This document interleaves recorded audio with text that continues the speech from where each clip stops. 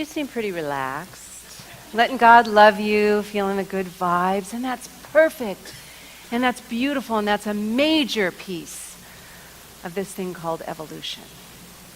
We're going to be talking quite a bit this morning about the process of evolving into our greatest yet to be, that field of potentiality that beautiful Marianne was speaking about this morning. We're going to talk a lot about that, and there's a perfect time where we need to take that time to be still and tap into our inner divinity, the inner wisdom, the spark within us, that divine spark, the urge for us to grow and become.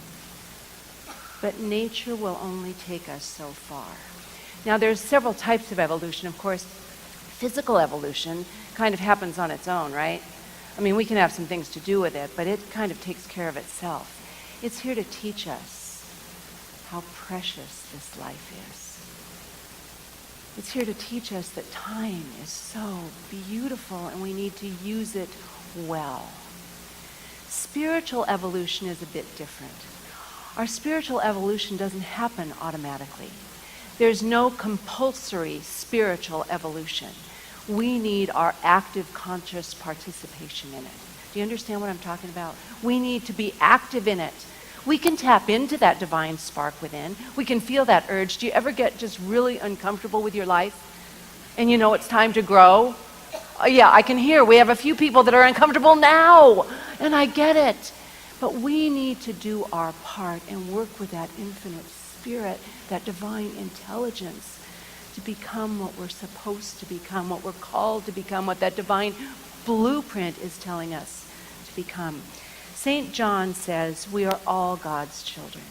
There's not anyone here that isn't made in the image and likeness of God. What we are will be revealed. What we are will be revealed. We have to create the space for that to be revealed. We live in a world of continual change. Would you agree with that? Change is not only continual, it's necessary.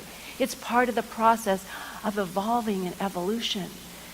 What we need to do, and I'm going to give you a few words for this morning to really become this butterfly that we're talking about. And one of the first words is non-resistance. And take a breath on that one. Breath is so important. Non-resistance to change. The butterfly is such a beautiful example of this process of evolution, both physical evolution and spiritual evolution. And we have a little slide here that just shows the process of evolution. That little egg there grows into the caterpillar. And the caterpillar can't fly, but the caterpillar is born to fly. It's born to fly. So it needs to go through this evolutionary process, which we're going to be talking about in a minute, to get to be that beautiful symbol. Is there anybody here that isn't mesmerized by butterflies? Because the butterfly symbolism has been potent throughout the ages, cultures, everything, that the butterfly is such an amazing symbol of the beauty of nature, of positivity because it's light and beautiful and bright. It symbolizes, it brings dreams to us and divine inspiration to us. It also shows us the process of evolution of which we are to be conscious of and involved in. In fact, in ancient Mexico, the butterfly was so important in their culture. They built a palace to Mariposa, the butterfly, and it was part of I've got so many Mexican words in my head. I can't think of any. I practiced so hard. It is Teotihuacan, the ancient city. The ancient city that is known worldwide for just how magical it is and what these ancient cultures could do. But right next to one of the pyramids, the Pyramid of the Moon, there's this palace of the butterfly about change and transformation. So today I want to really learn about what happens in this body-mind evolution to take us from where we are, where we're meant to be. We're born to fly in a different way. We're born to always be that potential. But as Marianne said, we start in spiritual diapers. We do. And so what I'd like you to do right now is just tap into your cocoon nature. We were born, right, from an egg and a sperm, but we were born. So we have caterpillar nature. And I think we have a caterpillar here. I learned an awfully lot about caterpillars. How many of you like caterpillars? How many of you are a little creeped out by them? They are larvae. They are larvae, actually. So that word is not a word I really like. But I do like caterpillars. But it amazes me because caterpillars, when they're born, are voracious eaters. Now remember, you're tapping into your caterpillar nature. They're huge consumers. They eat everything they can. They become major pests to the agricultural world. They become pests because they're just eating, not thinking about who's involved or what's involved. They're just filling up those little bodies with everything they can. And you know, because they eat so much, they're filled with a lot of protein. And so that makes them very good meals for other animals. And because of that, caterpillars have developed some really powerful defenses. Now remember, you're equating this to your own life, okay? Some powerful defenses that I didn't know. First, they have a great camouflage, some of them, that they can just hide. Some of them have spiny bristles. Some of them have really defensive behaviors like thrashing around, and even some have developed high-pitched whistles to scare predators away. But the most aggressive caterpillar actually has a venom, a poison in it, that will kill whoever eats it. So, aren't you really impressed with the power of a caterpillar?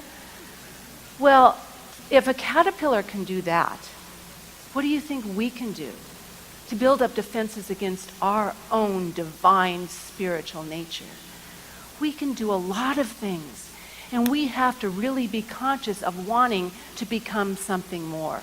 Remember, we're told, be ye transformed by the renewing of your mind. Because remember, in spiritual evolution, besides just evolving and having the result, evolution, what precedes it, is involution. Going inward and connecting with that place within us, the inner divinity, that seed that was planted in the egg. Because you know that egg, that little tiny white thing that's stuck on a leaf that you can't even hardly notice, has everything it needs to become the butterfly. It doesn't need to go anywhere else. It has to participate with life, but it has everything it needs. Now, if you and I realize right now we have everything we need. Now, I want you to really believe me on this one. We have everything we need right now. And if we're feeling that tightness and we've stuffed ourselves to, we know that this life isn't enough for us anymore. And we have to become something new. Now, that newness might be something in this physical world we're here to create. It might be something in mind. We're called to become more loving, more kind, more forgiving, more joyful. It may be called we're supposed to do something for our health. I don't know, but there's something in us, and we can feel it. We know it when we take the time every single day. We need to tap into that divinity. We need to tap into that place within us that knows. Well, the caterpillar is so dang busy eating and eating and eating, which is part of the caterpillarness, that it stops, and there's a time it can't eat anymore. And the same with us. There's a time we just can't do what we've done anymore. And it has to build a chrysalis. It has to go inward, because that's where we find the wisdom. So I want you to love your caterpillar first. Well, before we change that, could we just go back to the caterpillar? How many of you recognize your caterpillar nature? The spiritual diapers. We all have that. We have to love that caterpillar. Even if it's kind of creepy if you think of it as larva. It's part of the process. A butterfly can't be a butterfly without the caterpillar. So when we're acting a little beneath what we know as our true spiritual nature, when we're doing some of that thrashing behavior or spitting out some venomous words or doing what we do as human beings, we need to love ourselves. Because remember, we can't give anyone else what we don't have. So if we're not loving ourselves in our caterpillar nature, we're not going to be able to love someone else. So let's go to the next slide, which is the chrysalis. Now, this is pretty amazing. Miracles happen in a chrysalis. This is the cocoon where the caterpillar builds this because it knows that that's what it's supposed to do. It doesn't realize, which I think we've all been there, the pain and the struggle that's going to come with evolution. You do know what I mean by that, don't you?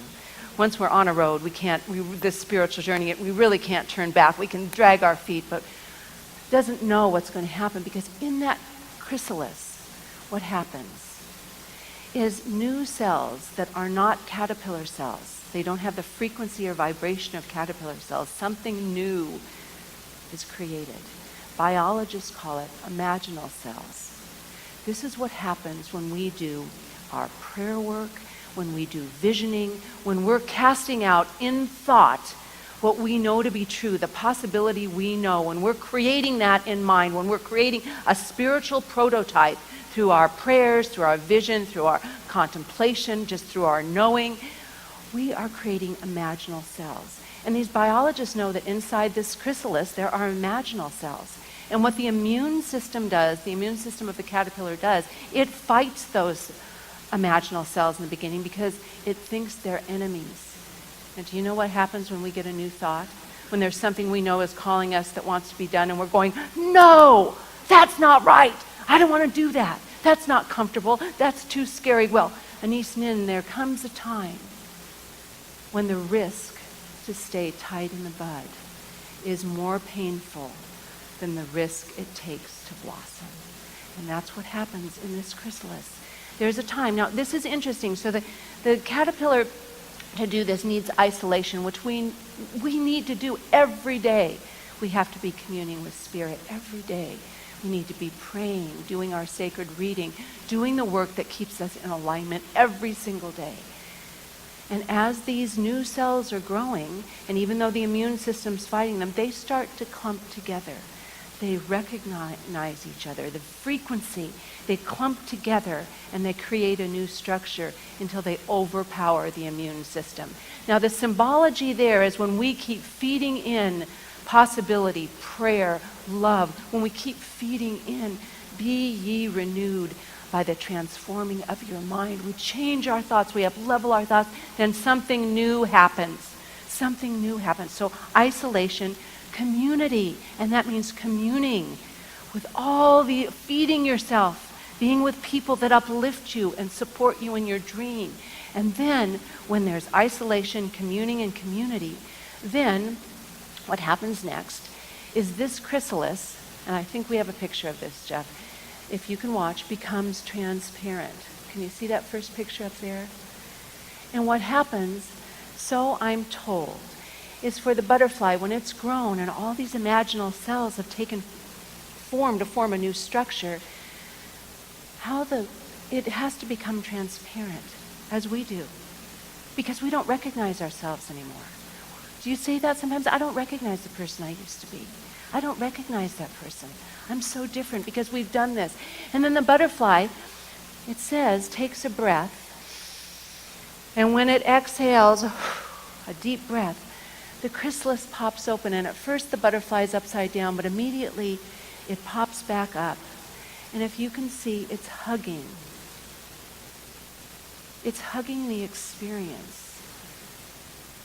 that caused it to grow and to let go. It's hugging those situations that force us to become bigger and better.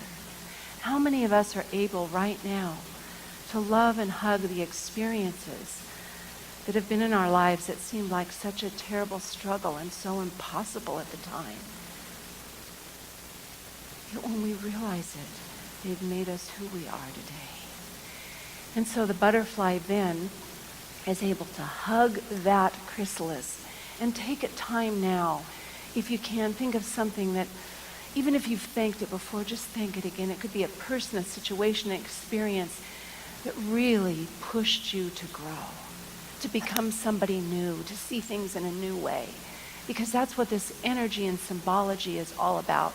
It's about appreciating where we've been and where we're becoming. And when that butterfly spreads its wings, it's become what God intended it to be. It's become what God intended it to be. It spreads its wings, and it now can share the beauty and the light and the love that it is. You see, the caterpillar energy has a lot of fear in it. It has a lot of caterpillarness. But the butterfly is made of pure love. And that's when we're in that state, we want to belong, we want to evolve, and we want to give back. I do want to share one experience, another one from this only 11-day journey I had in the Mexican jungles in Oaxaca. But we were at an old coffee plantation that was no longer operating. I think they were having a drought like we were. There were problems, I'm not sure. But it was a house that a family lived in and cooked, and there were some healers there that came. And we'd walk through the jungles and go to the lakes and the waterfalls. And there were these little group of little tiny white butterflies, which are called, oh gosh, I can't remember that either, cabbage white butterflies. And then I looked these up, so I found the white ones, the cabbage white ones. And the little yellow ones are the cloudless sulfur butterflies, little ones. And there were some red ones too that I can't find, so that might have just been a miracle. So I quietly walked by, and these butterflies all flew, and they swarmed around me. And this wasn't once. This would happen every time. And there's something called swarming butterflies, and it's when butterflies have several generations in a short period of time. And you'd stand there, and these butterflies were not afraid of you. They just swarm all around you.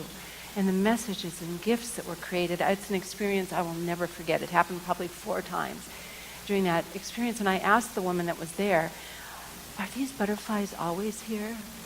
Guess what the answer was? No. They weren't always there.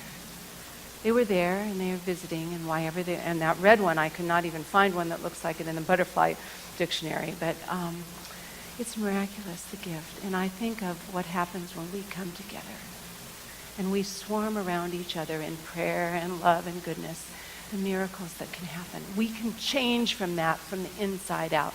Miracles can happen, and good works happen to us when we let that transformation happen. So I'm going to just invite you now. And, I was going to say take off your spiritual diaper, but that just doesn't sound very good. So I'm just going to say let's spread our butterfly wings, which means we have to let go. So the 3 words, and I forgot the second word, but the first word was, do you remember? Non-resistance. I'll just say non-resistance. The second word is the courage it takes. The courage it takes to trust the imaginal selves, to trust something you can't see. God's plan for us, to trust that. So, non-resistance, courage. And the last one is letting go. Letting go of what doesn't belong to us anymore, so we can step into a new version of ourselves. And this is all done at a level of consciousness. I told you, sometimes it's projects we need to bring out into this physical world. Sometimes it's just creating more forgiveness and love in our own hearts and minds. It's all different, but it's all part of this evolutionary process. Tap into that place with you that has the courage to grow and become something even more. And know that you have everything you need in this moment. You are divinely guided with every step you take. There is a perfection that is happening. There's a perfection that's at work right here and right now. And as you know this for yourself, please, if you're close to someone, just take their hand, that we can unite in community, that we can know that we support one another in this process of evolving and growing and becoming our greatest yet. To be as individuals, absolutely. As a spiritual community, as the InSpirit community, absolutely. We're becoming greater, more. We have a vibrancy, a frequency of love and goodness and healing and joy right here and right now. And let this goodness, let this vibration absolutely merge with all the other beautiful centers and churches that are praying and communing today, that we know there's a goodness that's happening right now for us and for each and every person. And as you hold that hand, if you can just, in your own heart, think of someone in your life that may either have hurt you or you have hurt, and just know a greater truth, a greater vibration, a healing presence that's happening right here and right now. You hear the light and love of God, of Spirit, as you move forward on your journey. And we know with all this prayer and all this beauty that we feel the words of Spirit as we move forward in our lives and we listen to the beauty and perfection of our next song. Thank you all for being here this morning. Thank you, those of you that are online. We appreciate this new evolution for our center and for each and every one of us. God bless you.